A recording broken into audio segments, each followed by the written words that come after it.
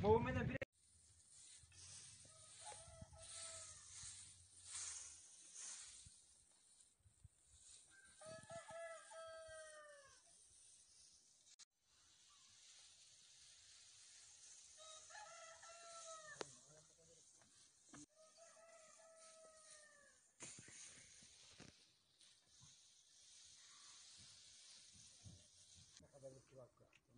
Құдай көрсе 2022 жылдын 20 сентябрь болуп калдыбы.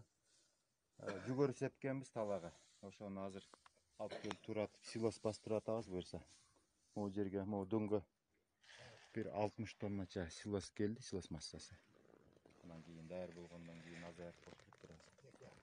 Ошол анан курганный метод деп астына саман салдык, буюрса үстүнө саман, анын үстүнө целлофан пленкасын жаап туруп эле анан bir nерселермен бастырып коебуз го дөңгөлөп дагы.